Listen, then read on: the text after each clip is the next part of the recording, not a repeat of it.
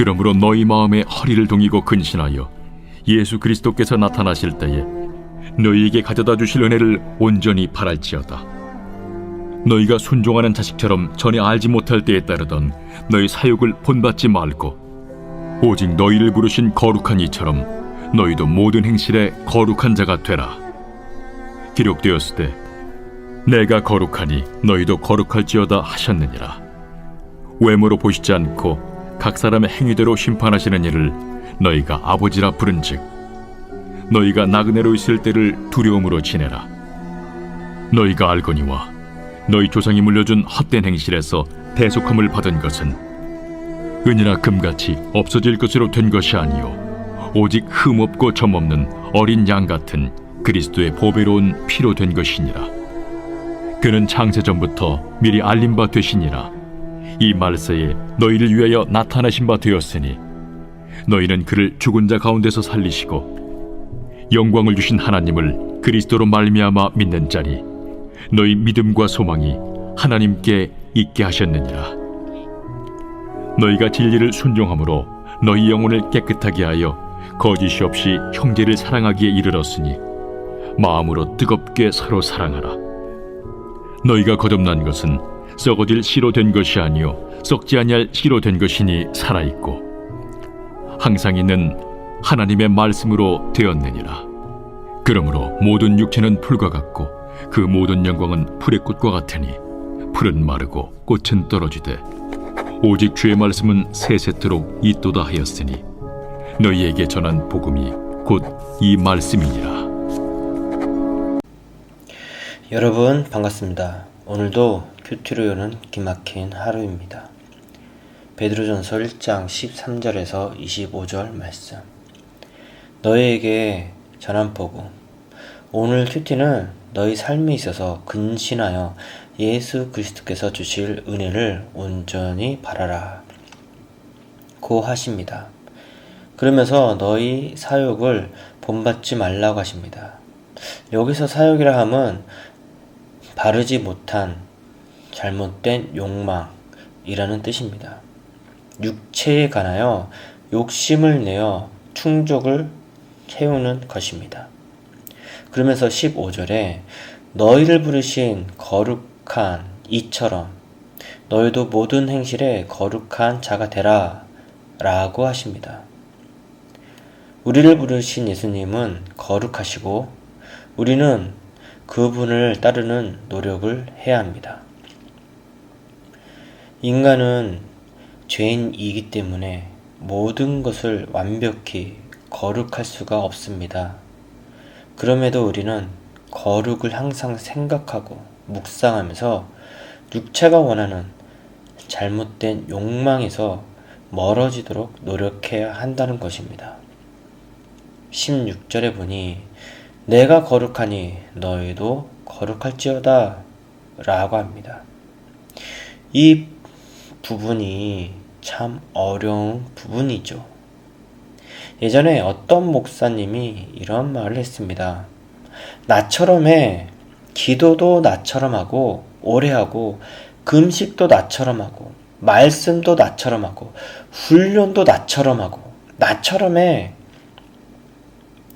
제가 그 목사님을 너무나도 좋아해서 그 목사님처럼 되려고 무수히 노력을 했습니다. 말씀도 예배도 기도도 그분을 따라 했죠.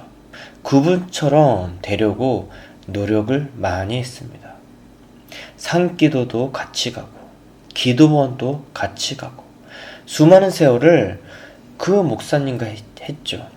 저의 인생의 절반을 그 목사님에게 바쳤다고 해도 과언은 아닙니다. 그리고는 개척을 해서 개척 멤버가 되었고요. 어쩌다 보니 큰 교회랑 합치게 되었고 그분이 담임 목사가 되었죠. 그러다 보니 돈이 많아졌고 그 교회에서 일명 가방끈이 긴 교육자들이 많이 있었죠. 그러니 이제는 저는 안중에도 없었다는 것이죠. 그렇게 쓸모가 없어지니 어쩌다 또 보니 쫓겨나듯이 그 교회에서 나왔습니다. 그 목사님을 원망을 얼마나 했는지 모릅니다. 나를 이용할 때는 언제고, 이제 주위에 일꾼들이 넘쳐나니 이용할 가치가 없어지니 방치하는구나 라는 마음에 분노가 치밀어 올랐습니다. 그 분노는 참 오래 갔습니다. 쉽게 사그러지지 않았습니다. 그럴 것이 인생의 절반을 그 목사님께 바쳤기 때문이죠. 그러나 여기서 저의 부주의가 있다는 것입니다. 분명 16절에 내가 거룩하니 너희도 거룩할지어다. 내가 이러니 너희도 나처럼 되어라. 이 말이죠. 이 말이 맞습니다. 이 말씀은 예수님이 이러니 너희도 예수님처럼 되어라 라는 거예요. 어떤 사람처럼 되라가 아니라 예수님처럼 되라 라는 것입니다. 그러나 저는 예수님이 저의 모델이 아니었어요. 능력 있는 그 한 사람이 모델이 되어서 그 사람처럼 되길 원했고, 예수님을 따르는 것이 아닌 그 한 사람을 따랐다는 것이죠. 이것이 바로 저의 죄입니다. 사람은 믿을 대상이 아닙니다. 제가 사람을 믿고 있으니 하나님께서는 저를 그 단체에서 나오게 하신 것입니다. 사람에게 배신을 당하니 이젠 오직 하나님만 바라보게 된 것이죠. 그렇다고 해서 제가 그 사람을 용서했을까요? 아닙니다. 아직도 그 목사님에 대한 분노가 있습니다. 예전에 그 목사님이 교회에서 저에 대한 얘기를 했나 봅니다. 나가지 말라고 그렇게 말렸는데 제가 일반적으로 나갔다는 거예요. 그 소문을 듣고 더 화가 나더라고요. 혹시 여러분 그 말 아십니까? 우스갯소리로 교회에서 목사님들이 거짓말을 그렇게 한다고 하죠.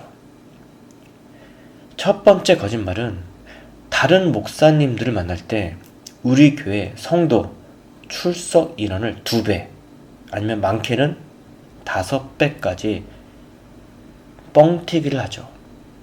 그러면서 교회 자랑을 한다는 거예요. 예전에 우리나라에서 담임 목사님들에게 성도 출석 조사를 했는데요. 우리나라 인구수보다 교회에 다니는 성도 수가 더 많이 나온 거예요. 그거 아세요? 왜 그렇게 부풀려서 수를 증가시키죠? 내가 이렇게 교회를 성장시켰다 라고 자랑하기 위함이죠. 두 번째로는 설교를 할 때 내가 직접 경험하지 않았는데도 불구하고 마치 내가 경험한 것처럼 설교를 한다는 거죠. 그냥 당당하게 누가 그러는데, 어떤 자료에서 봤는데 이러면 되는데 본인이 직접 한 것처럼 설교를 한다는 것이죠. 이렇듯 목사님들이 자기를 내세우고 또한 그것으로 인해서 자랑하고 싶어 하죠. 그래서 거짓말을 한다는 것입니다. 바로 그 목사님도 자기는 선하고 저는 악하게 묘사를 했다는 말을 제가 들었습니다. 왜일까요? 목사님은 죄가 있으면 안 되기 때문이죠. 거룩해야 하거든요. 그리고 그 거룩을 성도들에게 보여줘야 하거든요. 우리가 매일 큐티하는 이유가 무엇입니까? 분명 사람이기에 성경이 말하는 완벽은 하지 않습니다. 오버를 해서 자기를 자랑도 할 수 있을 것입니다. 그러나 자기의 수치를 드러내고 내가 죄인이라는 것을 인정하고 이렇게 약한 사람이라는 것을 오픈하는 것이죠. 이것으로 인해서 다른 사람을 살릴 수 있다면 우리는 우리의 오픈을 마다하지 않죠. 이것이 큐티의 큰 강점인 것이죠. 17절에 보니까 외모로 보시지 않고 각 사람의 행위대로 심판하시는 하나님이 나옵니다. 그리고 이 세상에 나그네로 있을 때 하나님을 경외하라고 합니다. 우리는 이 세상에서 나그네로 잠시 왔다 가는 인생입니다. 이때에 사람을 믿고 의지하는 것이 아니라 오직 하나님을 경외해야 한다는 거예요. 하나님은 외모로 사람을 판단하시지 않는 분이라고 말씀하고 있어요. 이게 얼마나 좋습니까? 우리가 원하는 부분 아닙니까? 우리를 외모로 판단하신다면 우리는 정말로 내세울 게 하나도 없는 인생이지 않습니까? 사람들은 다른 사람의 생김새, 학벌, 능력, 재물 등을 보고 판단을 합니다. 그러나 하나님은 우리를 외모로 판단하지 않는데요. 이 얼마나 우리에게 이득입니까? 그래서 하나님은 능력이 있는 사람을 믿고 의지하던 저를 그곳에서 나오게 하신 것입니다. 하나님은 저에게 사람은 믿는 대상이 아니다 라는 것과 하나님을 믿으라고 하신 계획이 있었다는 것이죠. 그래서 제가 그 목사님을 용서했냐? 예, 아니죠. 이렇게 사람은 연약합니다. 내가 연약하다는 것을 인정하는 것이에요. 그것이 큐티죠. 이렇게 연약하기에 하나님은 하나님만 경외하라는 것이에요.